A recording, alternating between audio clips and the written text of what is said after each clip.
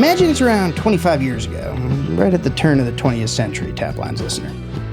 You're at SeaWorld San Diego, a sprawling complex of saltwater semi-captivity that Anheuser-Busch, the country's largest beer company, has owned for the past decade.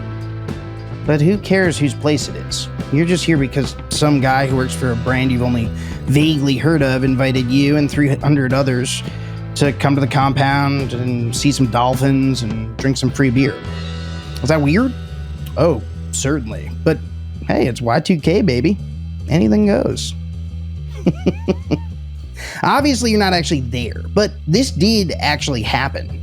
It was part of AB's research and development strategy for a new beer it created to blunt Corona's rip-roaring success with the American drinking public in the 90s. That beer came in clear bottles, just like Corona, and bore a Mexican-sounding name derived from tequila and cerveza.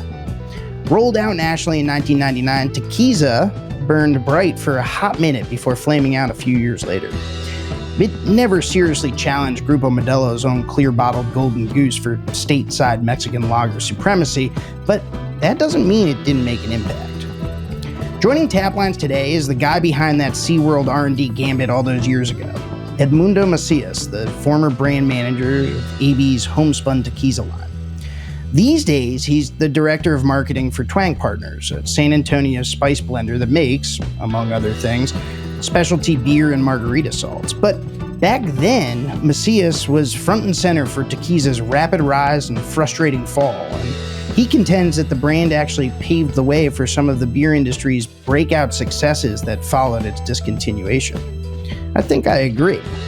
It's Edmundo Macias, it's Tequiza, it's Anheuser-Busch's Corona killer that wasn't, and it's all right here, right now, on VinePair's Taplines.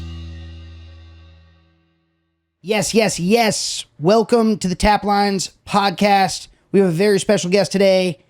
It's our man from by way of San Antonio, joining us from all the way on the West Coast.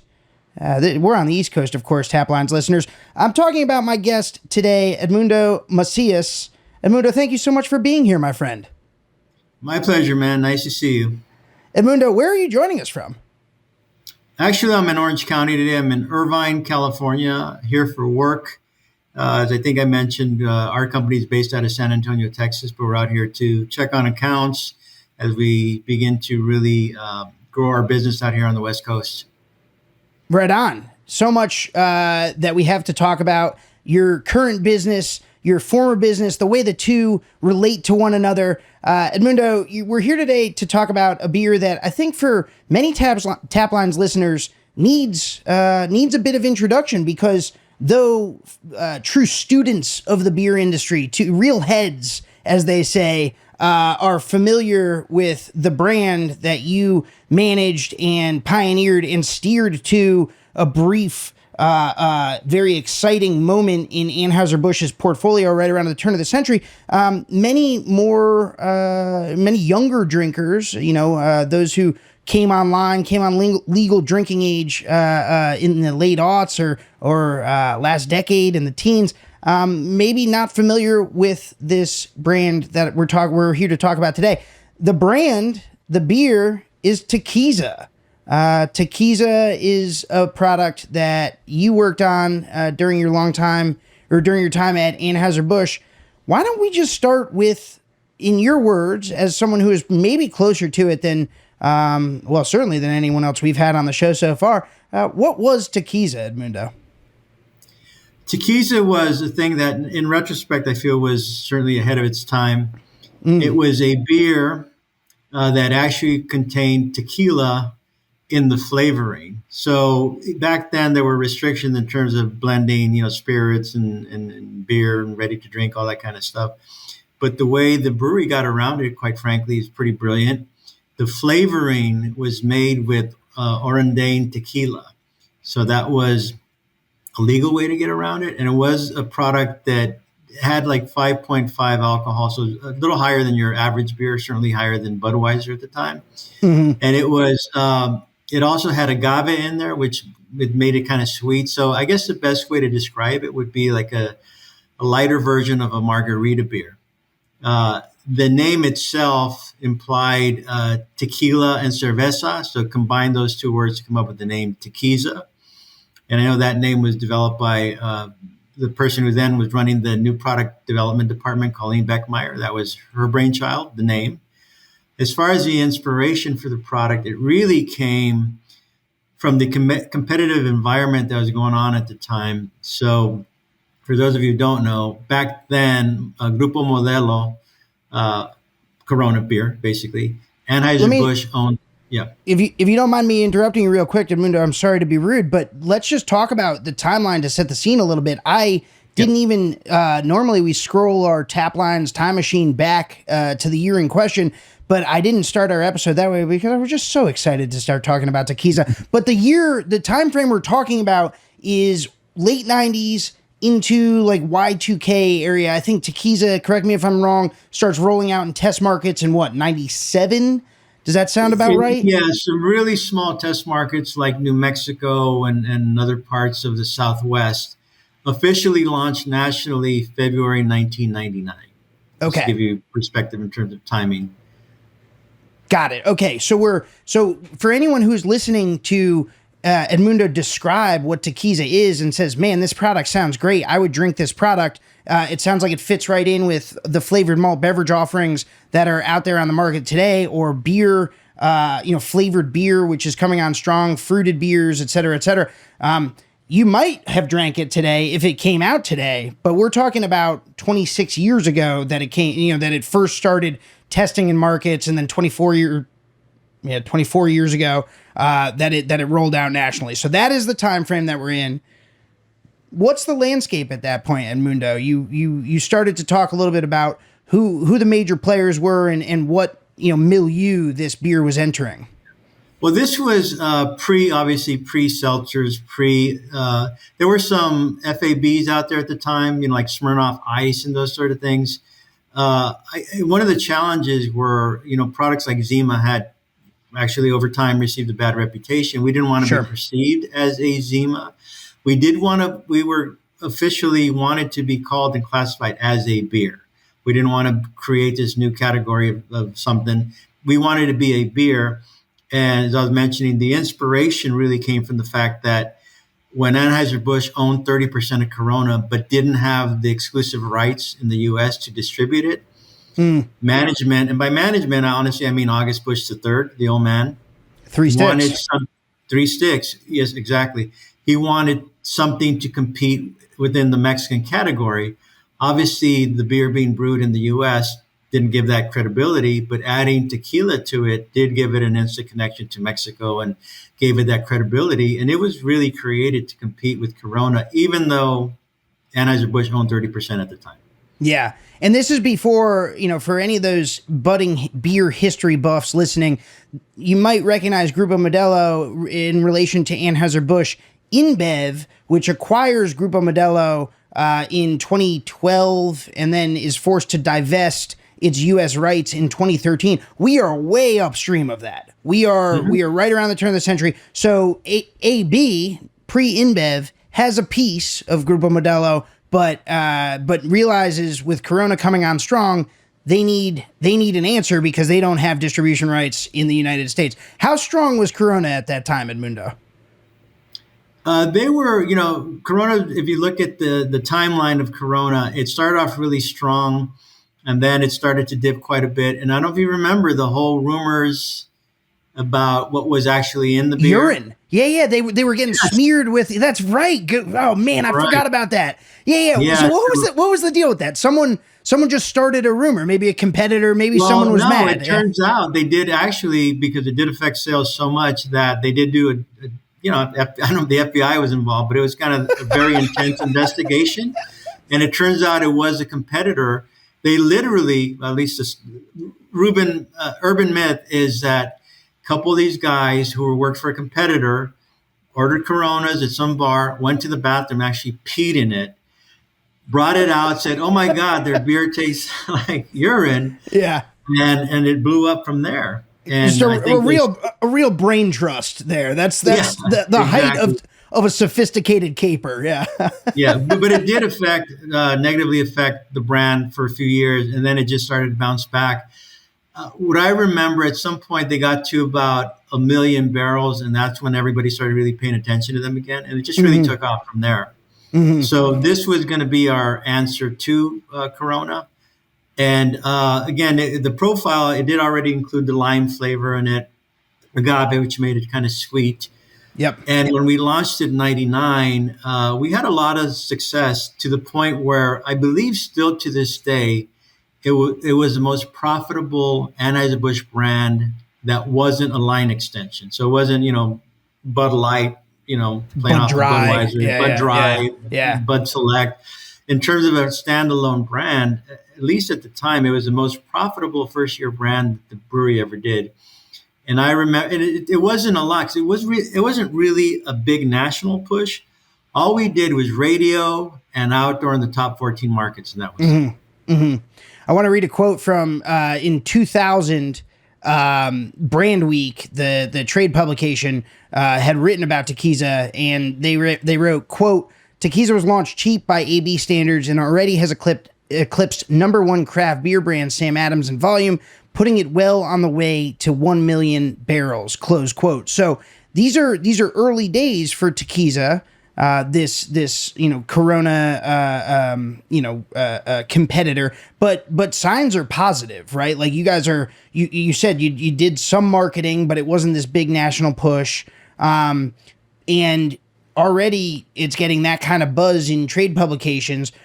Tell me about those early signals. Like what did that feel like being in the middle of it? I assume you thought you had a hit on your hands. We did. We were real confident. Again, we kept hearing, one thing we kept hearing, especially from women, is, I don't normally drink beer, but I would drink this. So that gave us hope. A marketer's eyes light up, right? Yeah, of course. Yeah. So the idea that, we could target a whole new audience. Now, the downside, what we would hear from men and women, like, I like it, but I can't drink more than a couple. Right. So I don't remember if we talked about this in the past, but we heard it so much. We got to research this. We got to do some consumer testing, right? So at the time, Anheuser-Busch used to own SeaWorld. So what they did at the time, they invite our research folks. We conducted a big study of about 300 21 to 24-year-olds that we invited to SeaWorld. Now, I got to remember, this was the days before Uber and all that stuff. So we had to make arrangements to pick them up and drive them home, because the whole goal was for them to drink, and party.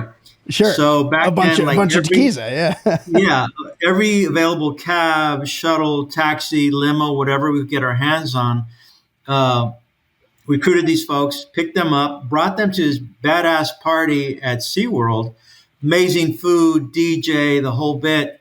And if I remember correctly, it was 300 people. And they each got there was 3 colored wristbands, the red, white, and blue. So if you were red, for example, then you can only drink from that line. If you were white or blue, et cetera, you can only drink from that line. And the 3 versions of the beer that were available were the original formula, one with less alcohol, because it was originally 5.5, and then one with less sweetener, less agave. And after they did this big study, they found that the group that drank the most were the folks that drank the one with less sweetener. So it was really the sweetness that was causing people to say, I can't drink more than a couple. Yep. So at that point, they made an adjustment to the formula and so on. So all signs were really positive. I think the biggest mistake the brewery did at the time, and the reason why the brand doesn't exist anymore, is because that should have been the time when they made it a standalone brand, got a bigger budget, do a legit national rollout, more marketing behind it. But instead, what they did, they kept it within the new product development group. So we had limitations on budget. So it was like, okay, if you spend money on Tequiza, then you can't do more of this other development stuff you're working on. So we had a very set, limited budget. I really think that was the biggest mistake, is when they didn't strike when the iron was hot. That should have been the time when they really accelerated the gas, put in more marketing behind it, But instead, they really held back on the brand. They didn't give it its its due credit. Yeah. And again, they kept it in the new product department, and then so consequently limited funds to go forward. So that didn't help at all. What's going on in the company at this time? I mean, Bud Light, I'm trying to think of the history here. So Budweiser is obviously the flagship for many, many, many years. And then Miller, with a bucket of Philip Morris money, comes out with Miller Lite, the original light beer from Miller, quote unquote, in 1975. Augie Bush poo-poos it, says this is going to be a fad. I don't think so. I don't think so. But by 82, it's very obvious that light beer is not just a fad. This is going to be a category. They push Budweiser Light into production. Then in 82, 84, it turns into Bud Light. And then by the mid 90s, I mean, it's neck and neck with Miller Lite, even though Miller had a big, first mover advantage. I say all that to say this. How big of a deal was Bud Light at the company compared to how small of a deal Tequila was? I mean, was it just a factor of like Bud Light sucking all the oxygen out of the room because it was such a juggernaut? Yeah, no. At that time, by the time Tequila came out, Bud Light was already a huge brand. Yeah, yeah. Just to give you an idea on marketing budgets, my budget on Tequila, which to me today sounds a lot, 25 million. But compared to Bud Light had 650 million for marketing, as did Budweiser. Budweiser also had another 650 million for marketing. Yeah. So, but I will say that when I started with the company, Bud Light, the challenge because Budweiser was the brand at the time, right? Sure. And distributors, we worked closely with the distributors, and they'd build these huge Budweiser displays. We'd have to pay them an extra incentive to throw a couple of cases of Bud Light on the Budweiser display, right? Because they were like, yeah, it's diet beer. It's not going to work. Whatever. Yeah. Fast forward literally 6-7 years later, it was the opposite. It was huge displays of Bud Light with a couple of cases of Budweiser on it. Yeah. That's how much that changed. Wow. Yeah. So in terms of priorities, Tequila was always just, still towards the bottom. I think they did see potential, but I don't think they nurtured it the way they could have and should have. Mm-hmm. One other little side note, Please. Again, 1 million focus groups and all that stuff. The women, again, I don't normally drink beer. I would drink this. The men, it was kind of the opposite. Like, it's kind of a chick thing is how they put it. Literally, Sure. You would hear that, right? So I remember being in a couple of focus groups, all males, and they were, saying the same thing. Like, it's not what I expected. I didn't know it was going to be sweet. I wanted to taste the tequila, higher alcohol, blah, blah, blah, right? So I remember doing a no-no, and I literally came out from behind the one-way mirror, disrupted the focus group. Yeah. Focus group. And I said, okay, guys, based on what you're telling me now, so what if we came out with the sister or brother brand, if you will, and we lose a sweetener, you could taste the tequila, blah, blah, blah, everything you just described. They even didn't like the color of the bottle the label because it was yellow, and they thought it was kind of girly, whatever. So they said we would buy that all day long, right? So this is really unheard of at Anheuser-Busch and most major companies. Without any focus groups, other than that experience, I literally went talked to my boss. I said, I really want to do a more macho version of tequila. Within a couple of days, August Bush Four Sticks, the son who was running the market at the time, said, let's give it a shot. We developed a product called Tequila Extra, black label. It looked more like a bottle of Jose Cuervo. Okay. Right. Which is huge at this time. Yeah, it did called, again, Tequila Extra. It had higher alcohol. You could taste the tequila. It didn't have the sweetness, everything that we talked about, right? And I remember we had a convention coming up, a national convention. And we weren't national at the time. We just had a few markets. We were kind of playing with it. And we were there, and we did some billboard. Our convention was in Atlanta. And we did a big billboard, Tequila Extra, right? When the folks from Corona, from Mexico, fly in, they immediately call their attorneys, we're going to sue you, blah, blah, blah, because we had the word extra in there. Our attorneys were already all about it. They said, they sent them a letter back. They said, there's about 34 beers with the word extra in it. So that wasn't going to fly. Right? Yeah. I remember being at the convention as distributors are coming through, trying it for the first time, and Mr. Bush, the third, walks in, and I start talking to him. And it's not something you do normally, but I had a chance to talk to him. I said, Mr. Bush, I understand that the Grupo Modelo Group is, threatening to sue us. He started laughing and he slapped me on the back, like, hey, that's a good thing. He loved the challenge. Yeah. Unfortunately, I also knew by the end of the convention that brand would not go into other markets, because you had a lot of these old distributors. We were testing products like Doc Otis, which is a lemonade product, and they're trying it. Oh my God, this is delicious! I could sell this all day long. They tried the product that had a taste of tequila. Like, oh my God, what is this? I would never drink this. I knew then that the distributors were not going to really support it, and sure enough, 2 months later, that product was dead.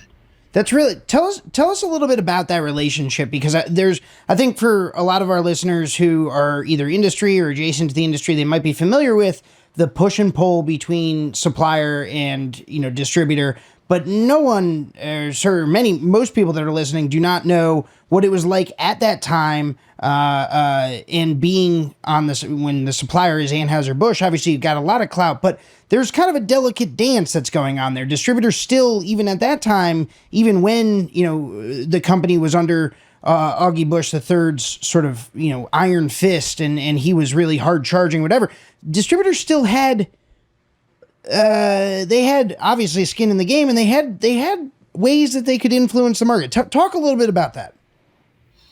Yeah, well, to your point, yeah, he kind of ruled with an iron fist, and there was a lot of respect for him and fear, I would even say. But at the time, we had equity agreements, so you weren't allowed to bring in competitive products. All that's changed since then. The 3-tier system, whatever.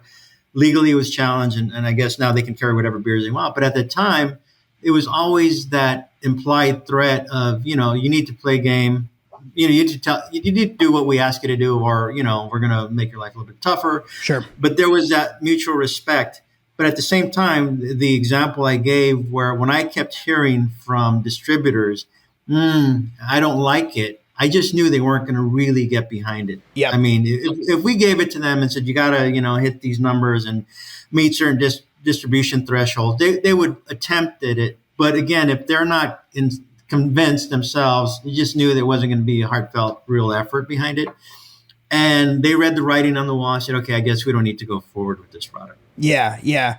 Where was tequila, like foolproof tequila, at this moment in all of this? I mean, obviously tequila has some like trace of tequila in it. You can taste it, but tell me a little bit about what the foolproof spirits sort of profile was in the American drinking public at this time. Obviously, at AB, it was an important enough thing that you guys decided to try to riff off it as a beer. What was the vibe for foolproof tequila at that time?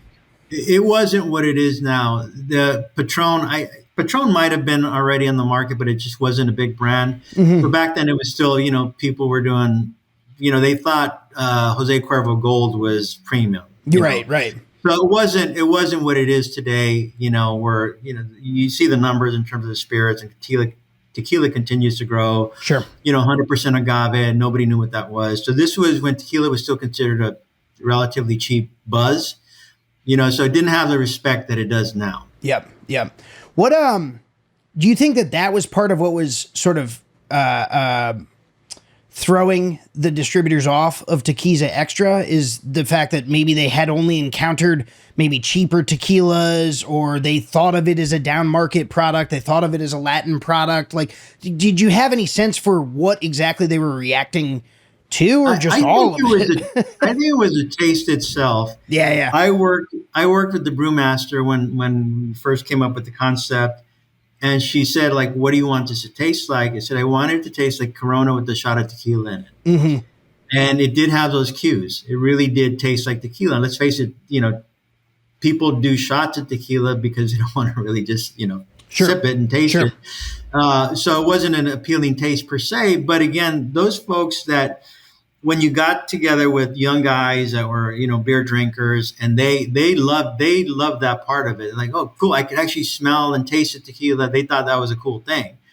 Now you got to remember the guys, the average, distributor, average age of the owner is probably 75 plus, multimillionaire, Right. and there were a couple of occasions, not that one in particular, where Anheuser-Busch would have, a national convention. We're talking distributors, and they'd show like some new creative, and some old guy, distributor, billionaire, or whatever, would raise his hand and say, "I don't understand it," or "I don't like it," and August would literally say, "Good, because it's not meant for you. Now sit down." So he was very aware of this dynamic and didn't just take their word as gospel, but their word still carried some sway in terms of what you could expect from them to go out and rally the troops to go sell. Yeah, it was different to say, okay, you're not a creative. That's not your job. Right. We've done focus groups with our target audience. That's what we're going off of that, not your opinion. But when it came to seeing the hesitancy from the distributors when they tried the product, like there's no way they're going to get behind this. We've got other stuff, that we want to sell. So let's just focus on those things like Doc Otis, which ended up never releasing the light of day. Yeah, tell me about what else was coming out of the what was the division called? The new product, new product development. Okay. Department. So what else was in? You mentioned Doc Otis. Like, were there any other names that contemporary listeners might recognize, or were most of these kind of one and done, brands that never saw much distribution? One and done, but there were things like personal projects for the third.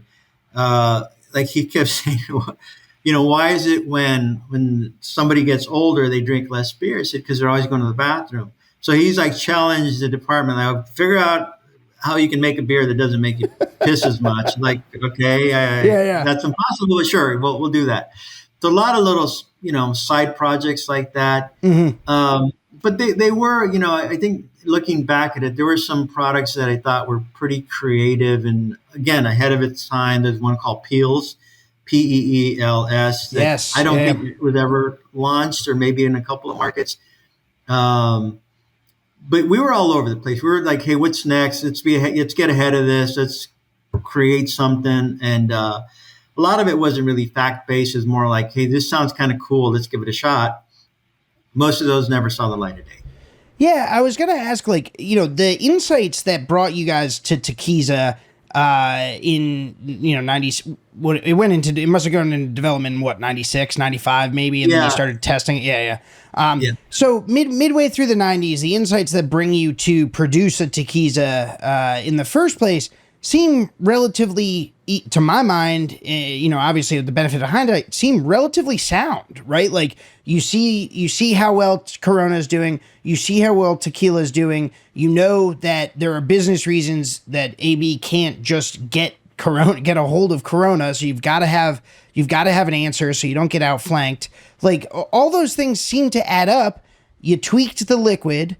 You got that feedback that the sweetness was not to people's liking, so you tweak the liquid. But that seems like a relatively methodical process. But were there other inputs that you describe, focus groups? Like, were you guys looking at scan data? Like, how much of this was vibes based, so to speak, and how much of it was reverse engineered from empirical evidence, I guess?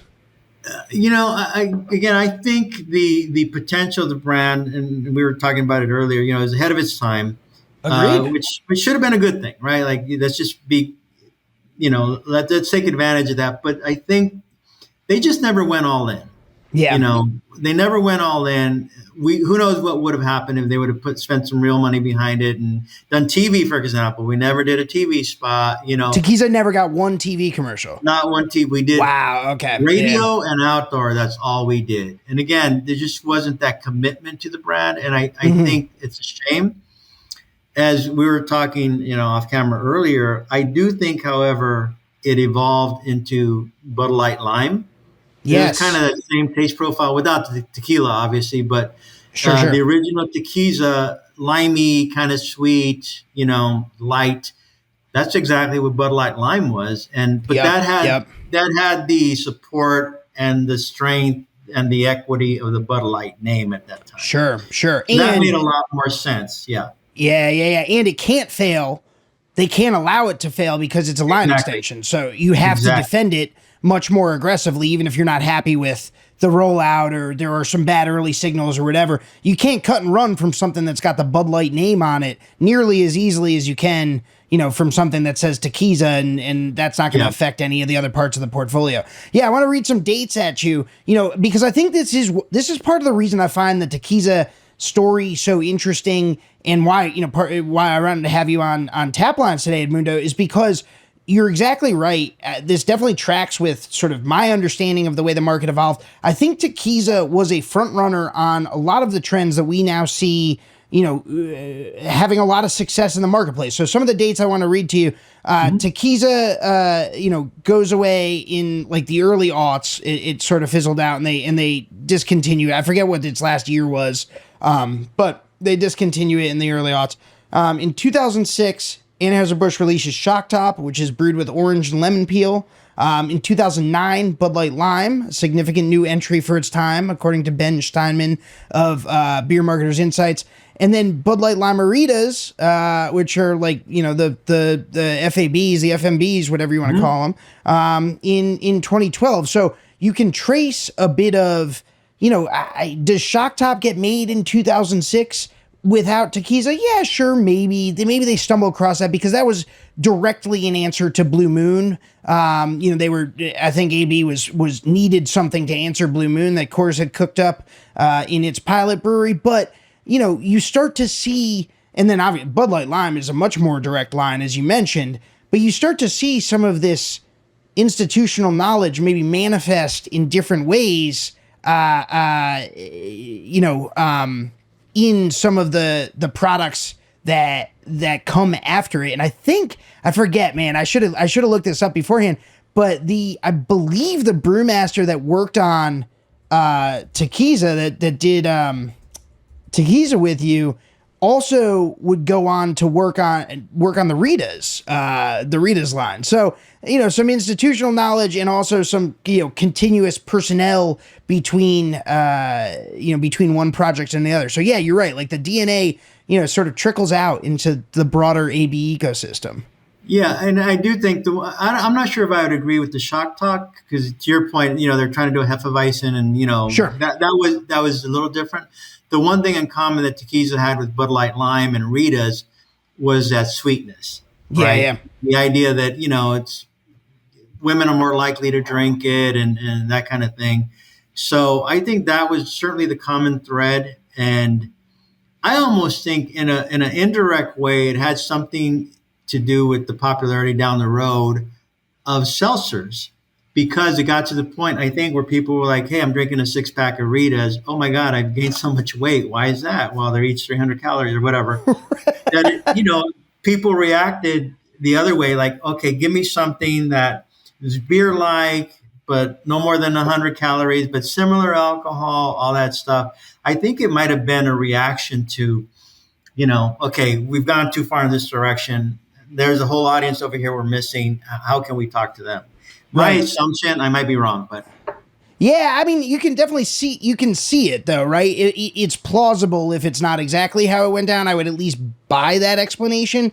It does seem to track, right? Like first you get beer, right? And then suppliers start to branch out. Taquiza is one example of that. You mentioned Zima, which is Coors' product that's sort of a infamous flop in the beer industry. But there's some branching out.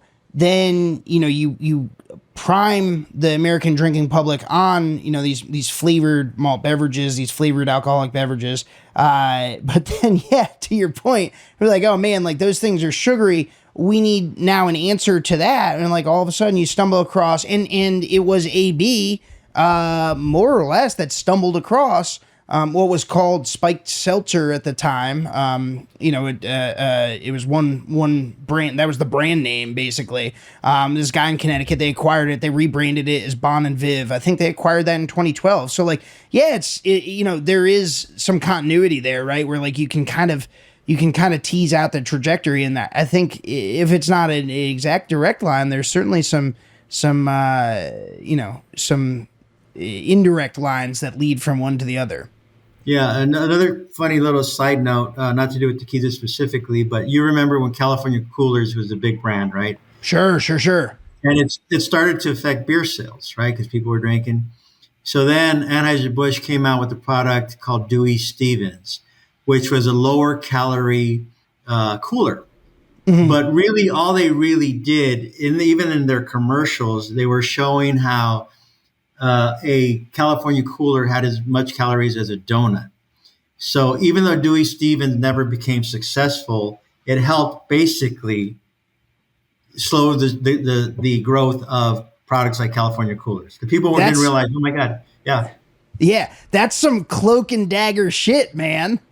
yeah, they're a sneaky bunch. So that's like a great example of what it was called, I think was called then and certainly now as a category killer, right? Like either it's successful and okay, now you got a hit on your hands, or more likely it kind of skunks the entire, segment and puts a kibosh on a competitor's hot hand. Yeah, and again, I don't know how much that was intentional or not, but it It did doesn't matter. definitely. Yeah. Yeah, it did Right. affect California coolers, and not in a good way for them. Edmundo, I want to talk a little bit about we've gone from the mid '90s. We I should have started with this, but I was just so desperate to get talking about Tequiza. When did you actually start at Anheuser-Busch?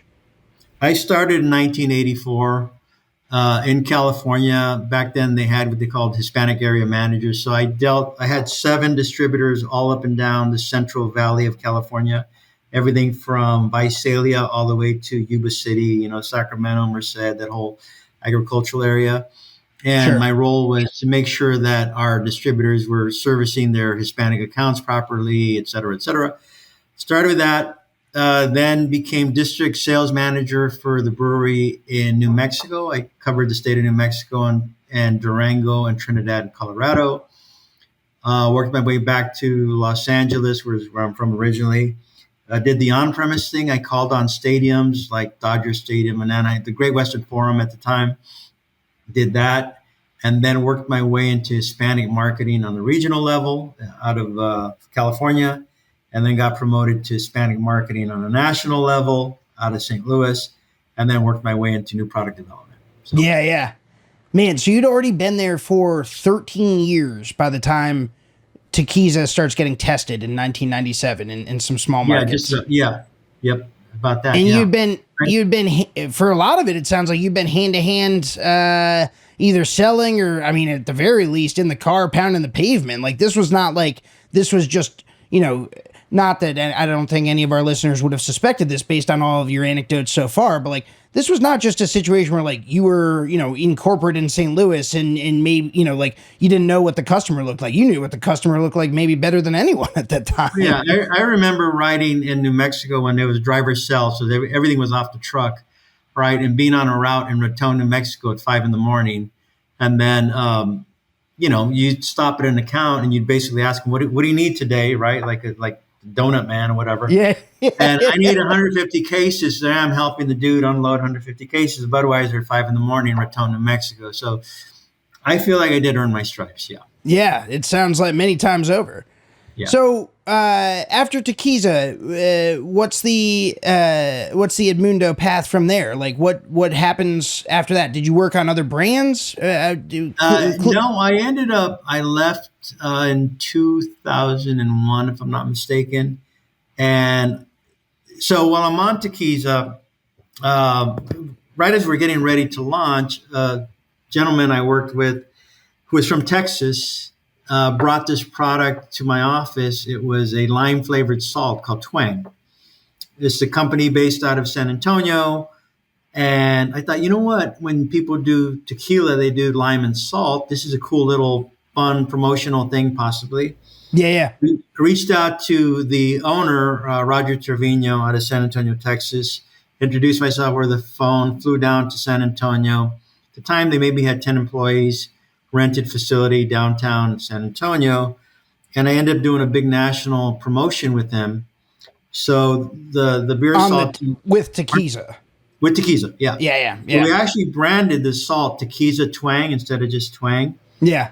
And it was available for retail. We did little packets that we handed out in bars, and the hook was we call it tequila two step. Lick the salt, drink the beer. So we did promotion, like a tequila shot. You lick the salt, then you drink the beer. So that got him into about 700 distributors overnight.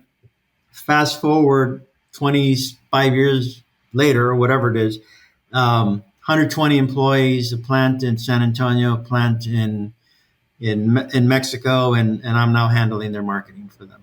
That's so crazy the way life works, man. So you went from Tequiza, where you did a promotion with Twang, and now you're working on Twang. There's no more Tequiza, but a lot of what you learned on Tequiza, I assume, informs all the stuff you do at Twang to this day. Yeah, and even the product I represent now, we've done partnerships with Dos Equis, we've done partnerships with Michelob Ultra, with spirits, tequila spirits, we've done, et cetera. So it definitely has helped me in terms of understanding that world and that market and how this can enhance the drinking experience. So that's really worked in my favor for sure. I love it. One question I didn't get to, I should have asked it before, but I'm going to ask it now because I am curious. With the tequila infused in the beer, in the actual bottle of beer, did you guys have trouble with like TTB or the tequila regulator or anything? Like, did anyone give you a hard time about that or no?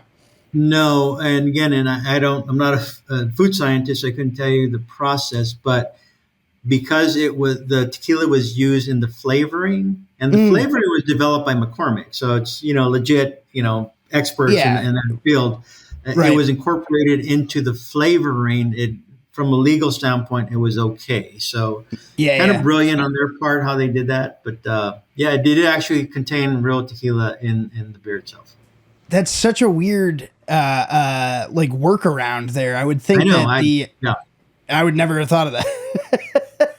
And again, when I started on the brand, even though I helped launch it, a lot of that was already, the formula was already made, the name was already, the packaging was already pretty much done. And but yeah, I was very fortunate to have been involved in the rollout because that whole experience was pretty cool. Yeah, and maybe something that, as we've discussed over the course of this conversation, was maybe before its time, or I would say almost certainly before its time, and maybe didn't get the resources it needed to shine, in the way that it maybe could have, but a fantastic story nonetheless. Edmundo, last question for you, and then I will let you go. You've gone the distance here on Taplines, and we certainly do appreciate your time. Looking back on Tequiza, we've talked a little bit about, sort of how its legacy maybe in the AB/ABI portfolio, where you see those other, products that kind of look similar, kind of seem to share some of the same DNA. How do you personally look back on Tequiza? You seem to, you speak about it very fondly. Obviously, this was a pivotal, maybe not pivotal, but a big moment in your career. You managed this rollout. Like, it didn't work out, of course, the way you wanted to, but you're still game to talk about it all these years later. Where is it in your story? It was, again, I worked at Anheuser-Busch 16 years, and most of those experiences I had there were generally really positive, especially since Anheuser-Busch was, top of the game at that time, Bud Light, sure. And, Michelob was a viable brand. Yep. The corporate culture was social. So that whole experience in general was just amazing. When I fell into new product development, it's not something I aimed for. It was kind of by accident. And that really happened when they decided to dismantle, the Hispanic department, the African-American department, and put people, ethnic folks into the different brands, right? And when that opportunity came up, I really didn't want to go to Bud Light, whatever. I heard that the new product development thing was available, and I thought, well, it sounds interesting. I really, again, didn't have that experience, but I learned so much being able to build a brand from scratch. I worked on other projects as well. It was just really cool. And I got to manage the whole thing. I mean, it was because I was technically a small brand, I did get to kind of do my own thing. And so that was a great experience. Again, I look back upon it fondly. I think it could have been a bigger brand. Could have still been around maybe, but that wasn't my call. I did the best I could at that time, and I think I did okay for being a rookie, really, at the time. But I always look back at that time as you learn from your successes and your failures. And it was one of those things, it was successful, most profitable, non-line extension brand. Yeah. And then at the end of the day, I left, and a few years later, they got rid of the brand altogether. So I don't look at it as a failure. I look at it as the time I was there, it was successful. It had potential to be even bigger. I didn't have final say in, how much money was going to put behind the brand or whatever. Yeah. But I do, out of the 16 years I spent there, that was the best experience I had the entire time I was with the brewery. Right on. I love that. Well, I said that was the last question. This is the last question. I don't know if you keep up with the beer industry news these days, but ABI is in the process of shedding a bunch of brands. They sold off a lot of their craft brands. They also sold off Shock Top. So I'm thinking, Edmundo, what if you and I throw in a little money? We'll put our fortunes together, our respective fortunes together. Let's go make him an offer for Tequiza. What do you say? Why don't we get the band back together here, man?